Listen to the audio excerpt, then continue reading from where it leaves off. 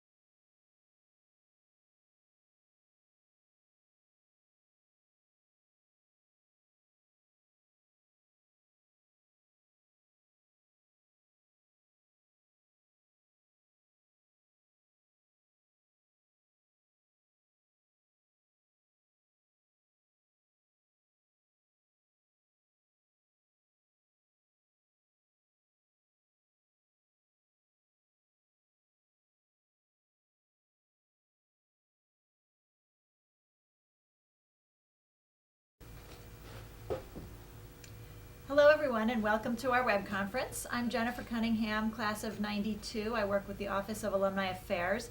I'm also a Kappa Delta, so personally this is a very interesting conversation for me.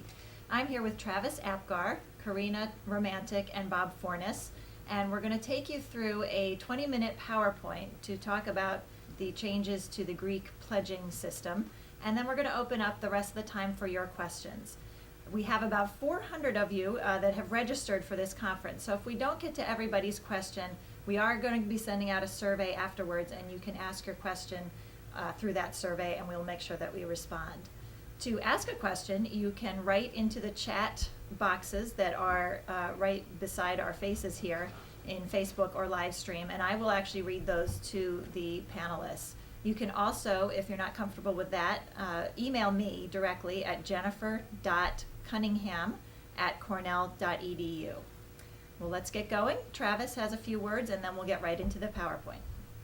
So thank you very much, Jennifer. Thank you all for joining us this afternoon. It's my pleasure to welcome you to this conversation. I'm Travis Apgar. I'm the Robert G. Engel Associate Dean of Students for Fraternities, Sororities, and Independent Living. And it's evidence that this is such a significant experience for so many alumni and students. The fact that there are 400 folks who have signed up for this and are joining us. Just give you a little background. Our system, for those who are joining us maybe from national organizations and such, 66 chapters, about a third of our population. We're one of the largest systems in the country in terms of the number of organizations, and it's a system that has received successive administrations reaffirming the value, including this administration and President Skorton and Susan Murphy, our Vice President for Student and Academic Services, certainly recognizing the value that this experience offers our students. And in an effort to preserve all that is good about this experience, we were challenged last fall to make significant changes, and that's what you'll hear in bulk today in terms of the content. It is my pleasure to really introduce to you the folks who are the presenters. Bob Forness, class of 87, an alum of Pi Kappa Alpha fraternity, who's a member of their advisory board and also a member of the Alumni Interfraternity Council, who is a co-chair, and Corinna Romantic, class of 12, so getting ready to graduate here just in a couple of weeks. Former Panhellenic Council president and also co-chair. And so at this time I will turn it over to them. Great, thank you, Travis. If you could bring up the first PowerPoint slide. Okay, this is just our title that explains that we're really described as the Recruitment, Acceptance, Retention, and Education Task Force. Travis shared a few numbers to describe our community at Cornell. And if you go to the next slide. Did you want to talk a little bit about current initiatives? Yeah, why don't I do set that? a context? And I apologize, I introduced Bob a little too early, but I think it's important to keep in mind that while most people are tuned into to hear what the recommendations or the draft recommendations of the R.A.R.E committee are, we shouldn't discount the work that's been done over the past several years and even before that.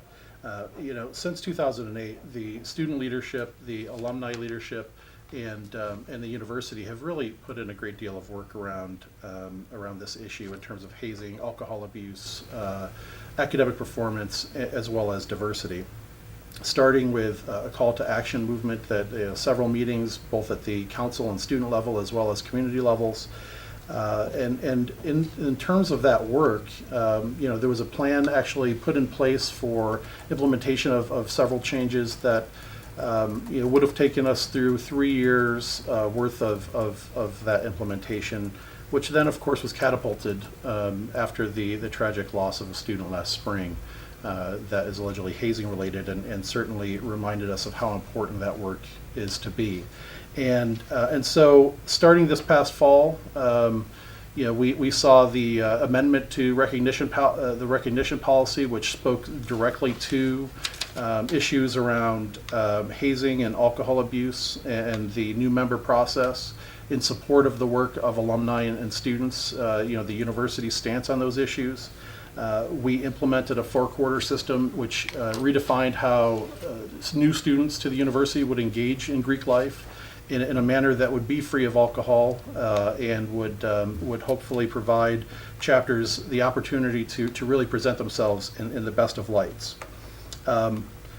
As a parallel track, we also became involved in the Dartmouth Collaborative, or the National Collegiate Health Improvement Project, invited by then President of Dartmouth, Jim Kim, who has assembled this 32 campus collaborative to really work on high-risk drinking issues.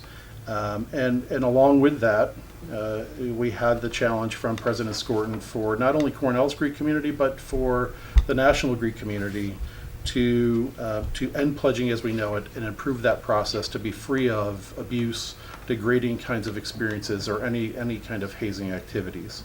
And that led us to the work of the R.A.R.E committee. And so Bob will then take it from here. Thank you, Travis. The next slide.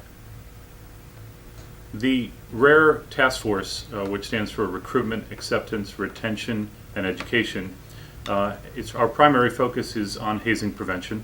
What we're going to present today is a working document. It is only a draft. The group has just assembled its recommendations. Cornell has not approved these recommendations, so I want to be clear about that. This is a working group, and this is a work in progress. No decisions have been made. Our next step is to engage the community in a dialogue, and we're actually starting that today with today's live streaming event. Our final approvals for these recommendations, after they're refined, are actually expected in October. So as you'll see, this will be quite a long effort of trying to engage the community and talking about the kind of changes that the task force believes are important. Thank you for participating. Our agenda today, the next slide. We're going to try and cover quite a bit of ground, so we're going to move fairly quickly. Remember, these slides will be available after the presentation, so if you miss something, you'll certainly be able to go back to it. Travis talked a little bit about fraternity and sorority at life at Cornell. We'll focus in on President Skorton's challenge and how the R.A.R.E task force was assembled and what our mandate is in terms of responding to that challenge. We'll talk a little bit about the definition of hazing, Cornell's history with hazing, and how it's been a long-term issue for the university. We'll mention a little bit about hazing research and the kind of information and surveys and studies that have been available and that we've examined. We'll compare pledging versus hazing and how those two are defined. And then we'll talk about changing the Greek culture and our draft recommendations. Corinna, why don't you take it from there? So, the death of George Dunes, an SAE brother, in February 2011, in an alleged hazing episode that included mock kidnapping, ritualized humiliation, and coerced drinking, was a tragedy on every level. In August 2011, President Skorton wrote an op-ed for the New York Times calling for an end to hazing in fraternities and sororities. His national call to eliminate hazing by ending pledging as we know it was a forceful admonition and challenge to Cornell's Greek system. President Skorton charged the entire community, students, alumni, and the university alike, to create a better Greek system free of the destructive and dangerous behavior known as hazing. So the response to Skorton's challenge reflected the diversity of the Cornell community and its willingness to express strong opinions. There was a lot of support for his challenge, but there was also a lot of doubt and questions that came with it. And we captured a few of these from the Cornell Daily Sun blogs. Not all of them are from there, but a few are. Such as, should we eliminate the Greek system altogether? What does he know, referring to Skorton? He wasn't Greek. One thing was clear. We needed to respond to Skorton's challenge in a fundamental, comprehensive manner. In response to that, a task force was launched in the fall of 2011, the R.A.R.E task force. There are 24 of us, representing a cross-section of Greek leaders, subject matter experts, national representatives, administrators, and faculty. Of the 24, 13 of us are undergraduates, and that's also reflected in the co-chairs. Bob is an alum, and I am an undergraduate, and we think that's really important to have that balance.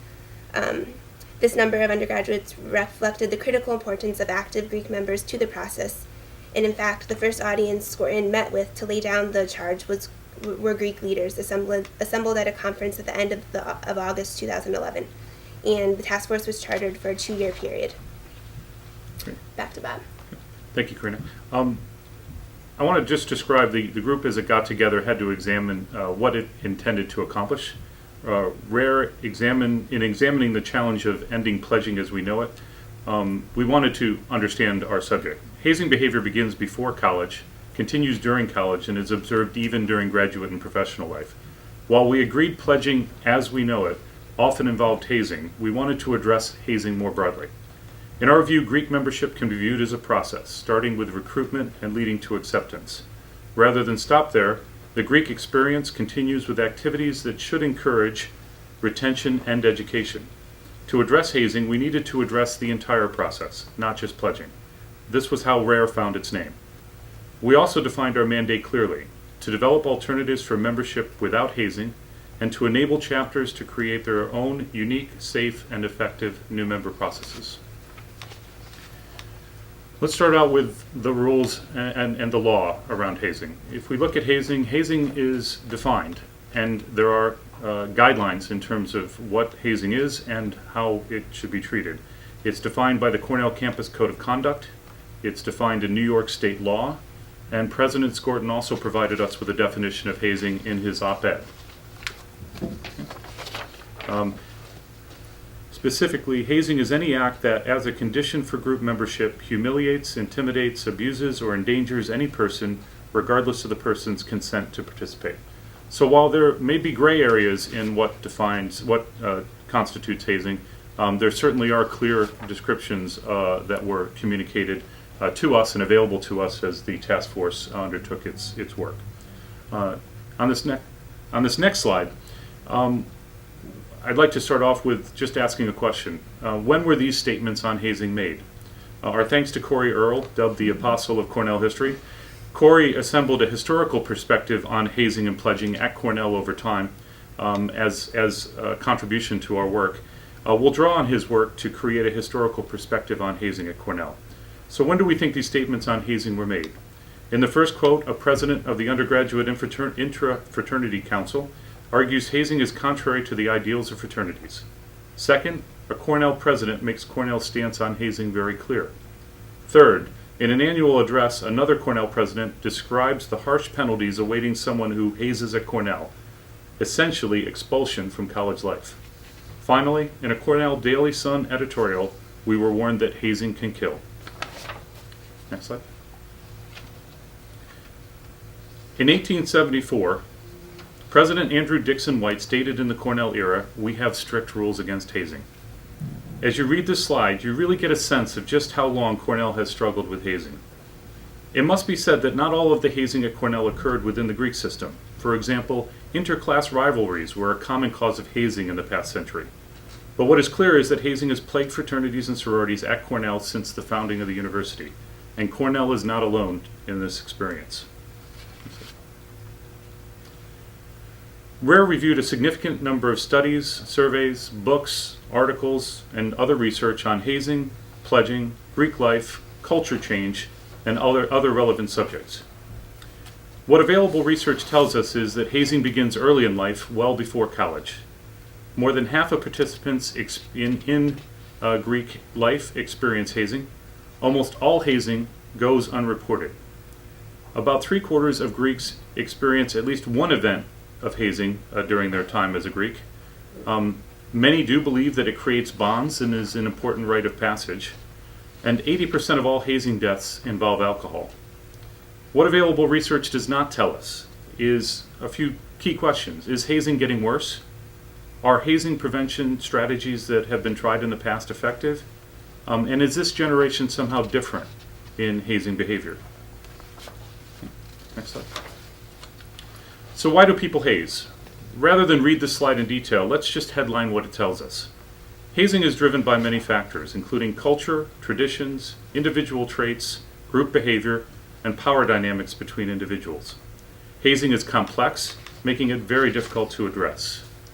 It is clear rules, laws, and enforcement alone cannot address such a complex problem as hazing. It is much more about culture.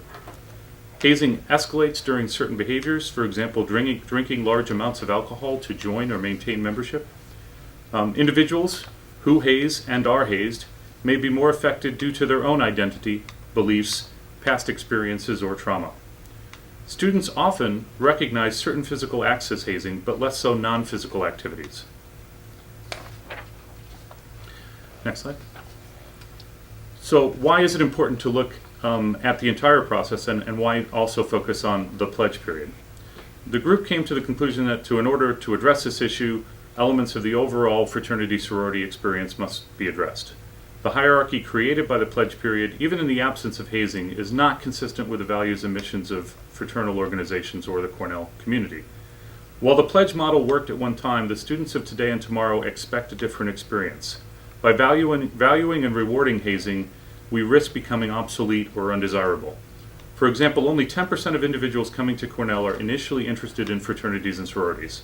While this grows to a 30% participation rate, it's clear there is an initial negative perception about fraternal life, which likely includes a fear or distaste of hazing. Again, R.A.R.E.'s recommendations reflect that hazing occurs throughout the college experience, not just during the pledge process. Corinna? So we recognize that to change Greek culture, where hazing norms are integral to many rituals and traditions and embraced as a rite of passage, requires major change, which must occur not just at the individual level, but at the interactional and the organizational levels. What is needed is not a short-term initiative or incremental set of reforms, but rather a long-term effort to enforce among Greek members that hazing is inappropriate behavior. Change is possible by building upon the exceptional values of Greek life and emphasizing that hazing is not compatible with these values. This change occurs when Greek members refrain from hazing, are responsible for ensuring that their peers do not haze and report hazing incidents when they occur, that Greek organizations strictly discipline members who do engage in hazing and those who do not report it when it does occur. The bandwidth of solutions must be broad and engage all stakeholders, as there is no magic bullet, no rule or law that can be dictated or driven from the top. Research into hazing and cultural change demonstrate that these are persistent and complex issues, and that there are no singular tactics to employ that will resolve the issue of hazing. R.A.R.E. started with a desire to address hazing, but learned the only way to accomplish our goal is through a sustained, comprehensive effort. While we cannot transform an entire culture, we can transform certain parts of the culture, leveraging the wonderful values inherent in Greek life. This is supported by the models recommended by the HEC and the NIAAA for introducing change, which have been proven effective on college campuses. Our single most important recommendation is to build one Cornell Greek community. We want to welcome new prospective members into Greek life first, before individuals join chapters. And we will do this through intensive character building, education, and social programs built around values common to the Cornell Greek community, welcoming new members into one community prior to chapters, and being a strong advocate for the vast majority who are individuals of character. We also recommend modifications to existing new member processes by reducing the new member intake process duration, eliminating the words pledge and pledging and other derogatory terms, and providing and getting a written plan for new member processes approved by national and alumni representatives. Next slide, please. R.A.R.E. believes a focus on academic excellence is primary to the Greek mission and to being successful at Cornell. New and existing members and chapters must maintain a minimum GPA. Prospective members below the minimum are deferred. There will be a Greek suspension process for members or chapters below GPA, and we would like to enact a Greek mentorship program to encourage members to excel. Education today begins and ends with pledging for many chapters. Other models embrace education for a longer period. We would like to introduce a chapter-defined 4-year education model, where new member education programs are chapter-based on national requirements, where we have chapter-focused education for sophomores and juniors, and professional and career development for juniors and seniors. We would like to recommend live-in advisors today, which are a part of the Panhellenic experience and can be found at some fraternities. R.A.R.E. recommends live-in advisors for new and at-risk chapters while not believing it is necessary for all chapters. At-risk chapters who have low-tier rankings and failure to address audit findings or other recommendations would be required to have a live-in advisor. They would be required for a minimum of 4 years and are not required for high-performing chapters. A key factor in successful fraternities and sororities is the active involvement of alumni. The challenges for undergraduate fraternity and sorority leaders today are significant, and when a chapter fails, it is the alumni who primarily shoulder the responsibilities. R.A.R.E. believes alumni support and guidance are critical to the long-term health and viability of the Greek community. and we would like to see an expanded self-governance concept to include alumni, such that there will be 3 active advisors per chapter that will participate in risk management audits of chapters, and at least 1 would serve on the alumni advisory councils, and they would also participate in the interviews of new leaders and exit interviews. To be effective in preventing hazing at Cornell requires a focused effort. The program and initiatives recommended by R.A.R.E need leadership and resources at the university level. R.A.R.E recommends hiring a hazing specialist for all campus organizations and teams to promote a national hazing hotline and national legislation, to develop real-life, real hazing film of Cornellians, to create programs like a bystanders group, individual members to train all chapter members to identify and intervene in hazing.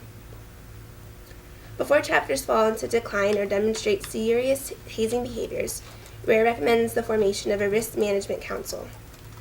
Alumni, council leaders, chapter leaders, and off-sil reps will make up the council. They will be responsible for reviewing performance tier ratings, judicial reports, police reports, housing and safety reports, as well as financial status and recruitment. They will be tasked with engaging in honest, challenging conversations with at-risk chapters and alumni advisors before serious incidents occur. While individual chapters have unique histories, rituals, and traditions, we all participate in the Cornell Greek community. Our community needs to articulate its shared values and standards. R.A.R.E recommends university standards set for Greek chapters. We would like to expand the end-of-the-year report ratings to 4 tiers based on shared values instead of the current 3 tiers. We also would like to see quarterly reviews undertaken by chapter officers, alumni advisors, and council officers that are reported to off-sil. And underperforming chapters subjected to alumni advisors will be subjected to alumni advisor audits. We need to invest in Greek life as students, alumni, and the university to enhance what is already a well-regarded system and to address the critical risks of high-risk drinking and hazing. We will do this by providing the necessary funding for transformation. Motivation can come from programs, resources, rewards, and awards. Alternatives to hazing and new member processes requires program development and funding, and these must be a priority. Funding to be generated will come from not just actives, but from the university, alumni, and the current members in a shared manner. Thank you, Corinna. That summarizes the recommendations of the task force for the community. We did examine the councils, the fraternity, sororities, and the MGLC independently, and we have additional recommendations at the council level. But let's just take a moment and look at R.A.R.E as a 2-year project. As you heard from Corinna's description, there's a substantial amount of work to do. In our first 2 phases of R.A.R.E this year, we assembled our task force, researched our subject, and developed alternative responses to President Skorton's challenge. Debating the merits of each idea, we distilled our work into this set of draft recommendations. With today's broadcast, we are starting Phase 3. Phase 3 focuses on engagement, sharing our recommendations with key stakeholders and the broader Cornell community. Phase 4 will continue during next year, starting in the fall with more outreach focused on the undergraduate Greek community. With an approval in October, we will implement, measure, monitor, and refine our recommendations throughout the remainder of the 2012 and 2013 academic year. When we say engaging key stakeholders, next slide, engaging key stakeholders and experts in our process, we're talking about undergraduate Greek members and leaders, parents, the non-Greek Cornell community, key partners in the types of initiatives that we have in mind, which include the Dean of Students, OFSL, Gannett, Cornell University Police, Cornell Outdoor Education, and residential programs. We'll be speaking with international organizations, the nationals that represent many of the chapters on campus. We'll speak to alumni and alumni associations and to subject matter experts, all in an attempt to refine our proposals. Next slide. So for the following year, starting in the fall, our focus changes from developing recommendations to outreach and implementation. Our plan is to move from 2 co-chairs, Corinna and myself, to a steering group with representatives from each of the undergraduate councils and a representative from alumni as we move more into an implementation phase. We'll assemble an advisory group with expertise relevant for year 2 in addition to the experts that started with us in year one. And in addition to replacing graduating seniors like Corinna, we may need more members on specific initiatives. So, in summary, what will be different? If we look at Greek life at Cornell today, individuals join chapters. Under these proposals, individuals will join the Greek Cornell community first, and then join chapters. Live-in advisors, already in sororities and a small number of fraternities, would be expanded so that new and at-risk chapters also have live-in advisors. Hazing prevention, which is undertaken by many members of Cornell's excellent staff, would be supplemented by a university-wide hazing specialist hired to benefit not just Greek life, but all organizations, as we know that hazing is not just a Greek challenge. Membership intake periods would need to be adjusted to make some room for this Cornell Greek Community Initiative, and so we'd anticipate that they would be shorter, although reflective of the current length of some of the existing programs. Education would not end with pledging as it does today, but we'd be introducing a 4-year education model to encourage participation and retention. So raising the bar builds a stronger community. We want to raise the bar through these recommendations. We also want to recognize that membership in Greek life is a lifetime privilege. It's a character building process for leaders, scholars, athletes, persons of character and inspirations to others. We want to establish a high standard for selection and retention. We want to define and embrace shared values. We want to foster the belief that hazing is contrary to those values. We want individual members of Greek life to accept responsibility for themselves and their peers. And we want to establish explicitly what is and is not appropriate behavior. As a reminder, as we wrap up our formal presentation, these are only draft recommendations. Cornell has not approved these recommendations, and our dialogue is a process by which we intend to engage the entire community in the process. We learned from last year, as certain initiatives were implemented, that we needed to take more time with the community to engage them, and so we'll be doing this in this process. Thank you for participating, and we look forward to your questions.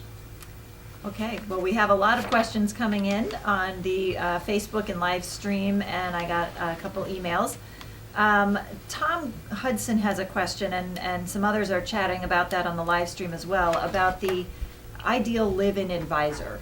Can you talk a little bit more about who these advisors are, and are there in other Greek systems, do they have live-in advisors, particularly in the fraternities? Sororities seem to have them already, but in the fraternities, what's your vision there? I guess I'll take the first shot at that, since it's a discussion of fraternities. The question of the quality of a live-in advisor is critical. The experience with live-in advisors is really as strong as the individual and as strong as the support the chapter gives to the individual. Our recommendation is that live-in advisors would be graduates, college graduates, probably a few years removed from their undergraduate experience. If they can be Cornell alums or Greek alums at Cornell, that's great. But we have examples of live-in advisors who are just excellent individuals who didn't come from Greek life but perform a great job. So the idea is, mature, experienced individuals who can make a real difference within the fraternity. There are examples of colleges that we identified where there are live-in advisors. There are certainly nationals of fraternities who don't propose that a live-in advisor be part of the process.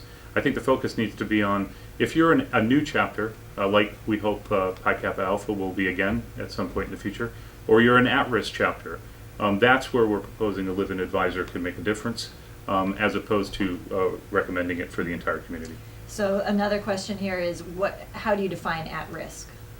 Well, if you look at the risk management council that's recommended, you'll see that they have a number of sources they can draw upon to identify chapters that may be at risk. Mm-hmm. That can be judicial record, academic record, recruitment success or failure.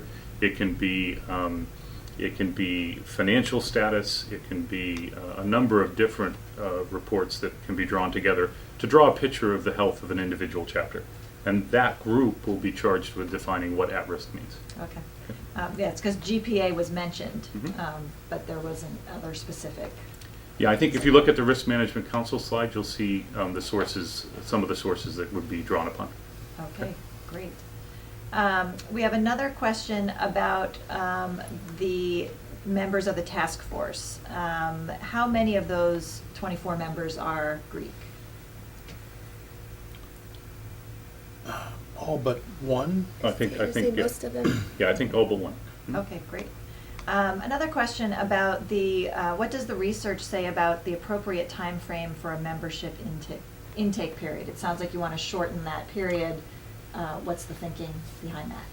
So the limited research that is out there would suggest that the longer that the period goes, the more opportunity for the undesired hazing kinds of behaviors to creep in.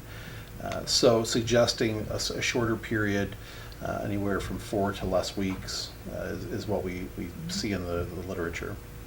Yeah, and just to make one point, the R.A.R.E reviewed and did not recommend that we remove conditional membership.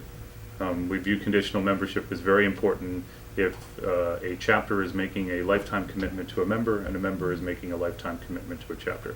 What we believe is if a traditional program is of a certain length, it may be able to be reduced. And remember, we're introducing a 4-year education model. So that should give an opportunity for that program to be reconstructed to fit that calendar or that schedule without losing all the valuable aspects of the conditional membership period. Right. Okay. There's a request to discuss the hazing experts. How will those people be used specifically? The hazing specialists. You want to take a shot at? Well, actually, Corinna, since she's a graduate in 2 short weeks, I guess I'll tackle this one as well.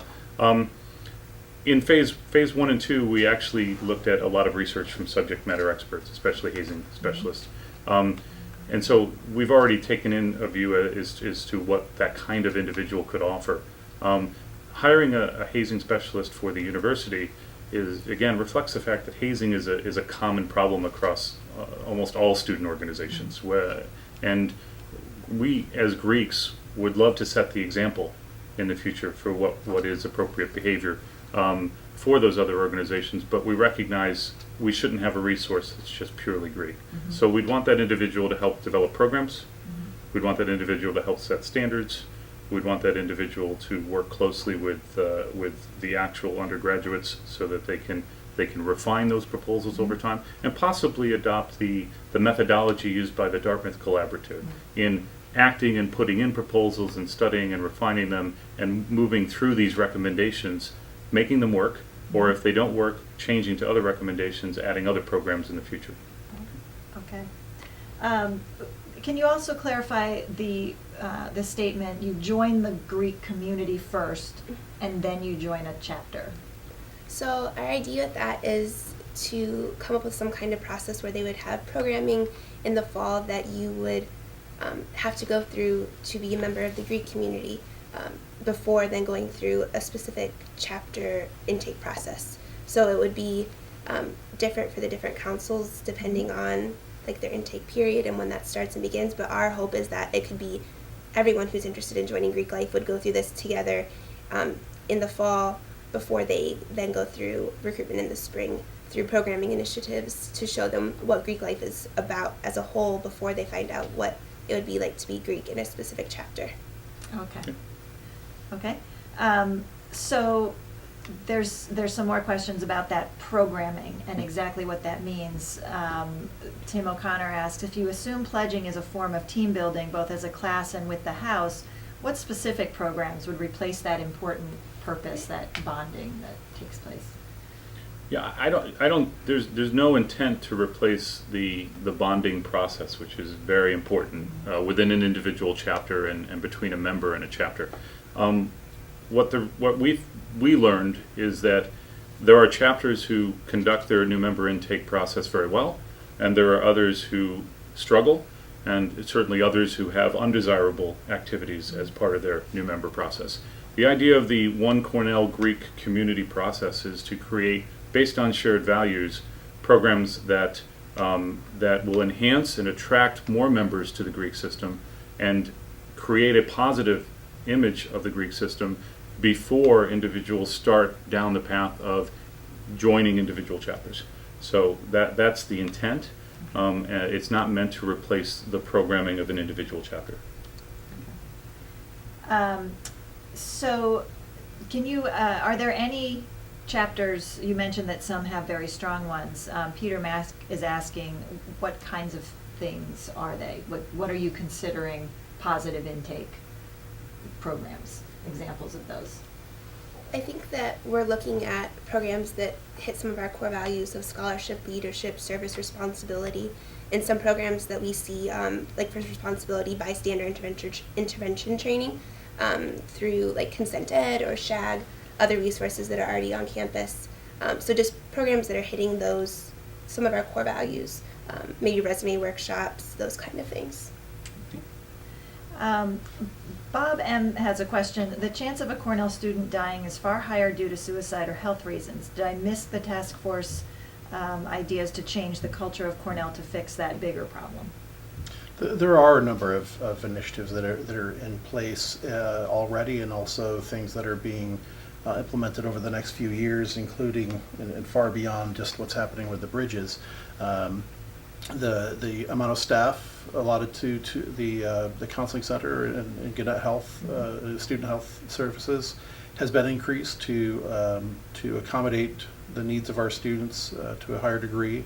There are more outreach programs in the residence halls, for instance, working with residential programs, try to identify students who are at risk and in need, and get them referred to the proper professionals for services. There's a committee that has now started to release the academic calendar changes and taking into consideration how they may reduce the amount of stress for students by altering the calendar, and that's another effort in place or in progress to try to address some of those issues. Okay, good. Tracy Nagel has a great question about how Cornell can somehow facilitate more involvement by alumni advisors, which is currently sort of difficult given the remote location of the campus. But could you use alumni more in the process, and do you think that would help? Yeah, part of the recommendations is really looking at self-governance. Mm-hmm. Self-governance today is largely a student-led process. What R.A.R.E. is recommending is that become a partnership, still principally led by students, but supported by alumni. So the concept of having active advisors for a chapter, preferably Greek alums, preferably Cornell Greek alums, but not necessarily, but at least 3 active advisors, is to say that that's just such an important resource for a chapter to be successful. And so the concept is that we want to see alumni become far more involved and active participants in the process, because we do think that's going to be necessary to have a strong community in the future. And I would just add that I think coordinating that effort so that there's a general amount of information and resources shared with all of those alumni advisors or other advisors and house directors that are already in place and that may be in the future. There's a great deal of upside to that, and that's a piece that we need to work with our partners in the Alumni Panhellenic Council, Advisory Council, the Alumni Interfraternity Council, the Alumni Multicultural Greek Letter Council to really facilitate those conversations. Mm-hmm. And then to your geographic point, we live in a world where many of us participate in video conferences, go to meetings, texting, Twitter. A lot of our communication on the task force was on an online collaboration tool. That allowed us to work as a virtual group when we couldn't get all 24 of us together almost at any time. Mm-hmm. And so it's a lot of those tools that will allow a remote active advisor to still stay in touch with a chapter and perform an effective role, as opposed to assuming that we're saying that 3 people have to be in Ithaca, a large amount of the time. Right. Okay. A question came in about these live-in advisors or other kind of advisors that might not be members of that fraternity or sorority. how would you handle sort of the secret ritual kind of things if this person's supposed to be advising? Can you, how would that work? Sure, and Corinna might speak to how it works in the sororities here at Cornell already, but my understanding, looking at models at other campuses, would be that that they have their own part of the house that's really theirs, an apartment or separate area, and that there's an understanding that there are pieces of the experience, the private ritual to only members that they would not be a part of, and that's just an understanding up front. Yeah, we've never had an issue with it. We just let our advisor know, if we're having initiation today, like maybe not come into the room that we're in, Right. because it is sacred to us, and it works out fine. Okay. Doug asks, alcohol has been identified as a big facilitator for hazing problems. How do you propose addressing that specific problem? Well, I think as Travis started the conversation off today, there's been a lot of steps taken already in terms of freshmen and their interaction with the Greek system in their first year and through the four-quarter system. There's been a lot of steps that are aimed at controlling the access to alcohol. But there's no question that one of the principal concerns people have is we have a state law that says that 21 is the legal drinking age. We have a population that is principally underage, and we know that alcohol plays a significant part of social life. It certainly did when I was at school. A large part of what R.A.R.E. is about is not looking at the additional rules and regulation, but looking at the culture and looking at ways to encourage individuals to behave in an appropriate fashion consistent with the values of the Greek system and their own personal beliefs. And so I think really that's a broader question on the alcohol side. The Dartmouth Collaborative is obviously focused on it. We spent a lot of time looking at how alcohol exacerbates or creates more risk in hazing. But the reality is a large part of what we're driving for is that cultural change. Great. So you mentioned at the beginning that that 10% of kids come here thinking they might be interested in Greeks, but then 30% participate. How do you anticipate these changes affecting those numbers? Positive, negative? I would say that the changes that we've already implemented, were thought of as possibly changing those numbers. And if there was a change, it was for the positive. We've actually seen more people join this past spring than we've seen historically. So 30% is a large number, or a large percentage rather, for the number of students who belong to the Greek system. There are other campuses with higher percentages, and what I would say is that there's a 70% that don't join, but of that 70%, there must be students who, if they really understood what the fraternity and sorority experience has to offer and all the positive the pieces that we're trying to preserve, that they would be interested. And I think we're starting to see that happen already. So I would say that there's likely to be an increase. Yeah, and the One Cornell Greek community concept is during that first couple of quarters where we have restrictions on individual chapters and their interaction with freshmen, this is a real opportunity to get out there and establish what is Greek life at Cornell, what is the Greek community, have some great programming, and put a larger group of prospective members together. If those individuals then choose not to join the Greek community, that's of course absolutely fine, but it creates a positive impression of the community for more of the campus, Right. Not just those who end up joining it. There's a question about alumni support, and a lot of alumni donate to their fraternities and sororities. What is your sense on how donations may be affected by these changes? We've had very few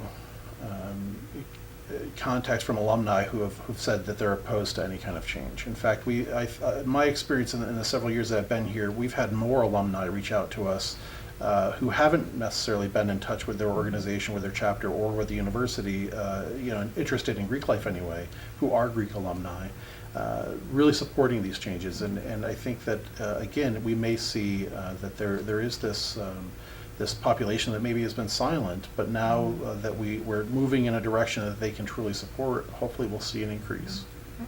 Okay. So there's some chatter here about the severity of the hazing problem, and wondering how many, obviously we all know about George, how many other deaths have been reported on campus around hazing? And are there, like, just kind of give us some numbers around the actual police calls or Well, incidents? hazing first is an experience that is extremely secretive. And so there's not a lot of police calls, for instance, but we do have, through hazing.cornell.edu, we have an anonymous reporting mechanism, or a confidential reporting mechanism rather. And each year we probably receive 20 reports, which leads to a handful of credible reports that the Greek judicial process really can follow up on. In terms of the numbers nationally, there's not a year that has gone by since 1970 where a student hasn't died on a college campus from a hazing activity. On our campus, certainly it's been a long time. But if you were to go to stophazing.org and look at the list that's kept year by year of campus deaths that are related to initiation or hazing activities, you would see Cornell listed there a few times, unfortunately.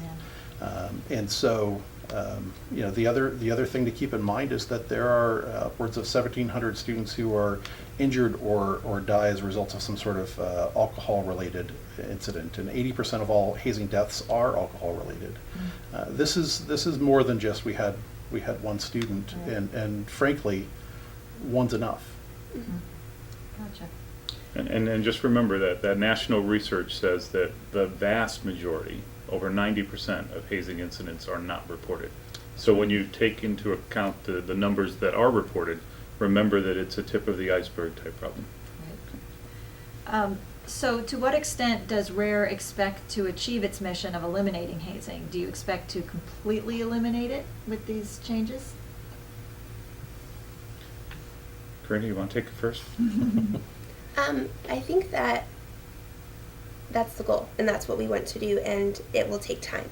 I think that we've seen progress, and that we will continue to make progress, but like anything, it's going to take time, and probably 4 years once everyone gets cycled through and you have an understanding of what all the rules are and all the changes and the expectations. Everyone refers to the slope day, how there used to be fences, and now we have fences, but no one even realizes it or realizes that they weren't ever there. So I think it'll just take time, and yes, I totally think that we can get to that point, and or else I wouldn't have been on this committee. Okay, good. Yeah, I would just add that hazing happens on a broad spectrum of risk. High level hazing, high level risk hazing, and lower level risk hazing. And I think that if we were to be able to eliminate the high risk hazing on this campus, we'd be pretty satisfied. But as Corinna mentioned, our goal is to eliminate it. Great. Okay. Back to the live-in advisors, is Cornell going to fund that, or would that be up to each house? Well, I'll speak, on behalf of a house that's looking to try to recolonize at Cornell. It's our understanding that we would pick up the cost of the live-in advisor. The Pan-Hellenic or as group, the individual sororities, through their active members, through their alumni donations, they pay for their live-in advisors. So it is important because there are certain chapters at Cornell that financially struggle. And so to make a recommendation like this is not done lightly. It's done with an understanding that we have to make certain changes. And unfortunately, a chapter that's financially struggling tends to at times also exhibit other behaviors. And so we need to be sure that financial struggles are the only struggles that are a problem, and that it's not a symptom of a broader issue. Okay. Peter Mack is asking, have you put into consideration how this could have a positive impact on Greek PR and the media? Travis, I know you speak on some national NPR programs. You were just on the radio the other day. But it's been a rough year in the news for Greek life, and it might be good to consider PR as part of your plan. And I think we are considering that. And And we want to do all these things for the right reasons, but certainly we would anticipate that it would also shed the positive light on the Greek fraternity sorority experience that it deserves. Because look, we don't have several generations of administration at the university supporting an experience that doesn't bring along with it a number of positive aspects, that doesn't enhance the Cornell student experience overall, and so we need to find ways to highlight those experiences. Great. Now, are the expectations, once this is all said and done, are these going to be communicated to the national headquarters? How is that going to work? They're involved with the process. We do have some national representatives on the committee, and also as we go forward in this phase, we will be reaching out to them in focus groups to get their feedback on it. It's critically important that they know and that they're our partners, and we see them that way. While we're focused heavily on the Cornell community, we recognize that this can and likely will have an impact on the national community in many ways, and so we want to be partners with them. We've already initiated conversations with representatives, mostly the executive directors of national fraternities and sororities, at various conferences over the last couple of years, and we will keep them in the communication loop. Okay. There's a question about if this doesn't work, if it just doesn't seem to take hold, is there a sunset clause? Well, why don't I sort of answer that a little differently? In the work of the task force, we actually looked at a significant range of options, and we tried to challenge ourselves to what could be done. At other universities that we studied, there have been recommendations like making all fraternity houses university owned, making houses co-ed, changing the program so that alcohol is not allowed in chapter houses, changing the program so that people are required to start the process in their sophomore year, sort of deferred recruiting. We went through lots of these different options. I think the right way to think about a sunset provision is we need to make change happen. We need to address high-risk drinking and hazing. We believe we're recommending the right approach, and we have to do our best to make it work. If it didn't work, I think you need to then consider that the risk still remains and there have to be other responses, and it would be appropriate for the university to explore those. So there are lots of different ways to approach this problem. We view the comprehensive culture change approach the best, but I think the right way to think about it is we want the problem to be solved. And so start with this and move forward and see if it works. Great. With shortening the process, the intake process to 4 weeks, what about those chapters that struggle to get new members who really use a lot of time to try to recruit new people? How would this affect some of those new chapters or struggling chapters? So my chapter specifically doesn't usually recruit to quota, and we have issues with that, and so we do continuous open bidding. We don't usually go past 3 weeks into the semester because of they need to go through the new member period, and just like everyone else in the education process. So I don't think that it would affect it as much. We would instead of giving them like that week leniency when they're getting ready to classes and stuff, maybe start our recruitment efforts earlier into the semester. I'm not sure how it would affect maybe some of the other groups, but. Right, because we have 3 councils in a fairly diverse system, I think that we do have to take into consideration how that sort of a rule change will impact other organizations, and where will there be flexibility on their part and our part. And just one last comment. While Travis mentioned the research shows sort of a 4-week process as being quite sensible, we looked at each council, and the councils might have currently an 11 to 12 week process. They may have an entire semester. They may have an 8-week process. What we're trying to do is encourage shortening each of those new member periods, but not necessarily applying a universal limit to all of them because they are quite different. So the answer, the view is recognize that a shorter period makes sense, and then try to find the right length of period that still accomplishes the objectives of the chapter and the national that's involved. Right. Okay, David has a question. The definition of hazing is very broad. What will be done to ensure that fraternities and sororities that have, for example, a religious or cultural affiliation do not get investigated for hazing with activities that are actually due to a religious observance? There are specifically chapters who have expressed concern, and there's certainly research on cultural differences between practices and rituals and traditions, and where some of those may be deemed to be hazing. However, we have guidelines about psychological harm, guidelines about physical harm, guidelines about risk of serious injury or death. And as Travis said, if you start from the spectrum of the serious side of hazing, I think there's common acceptance. Secondly, if there is a cultural misunderstanding, I think there are venues in which that can be explored and examined.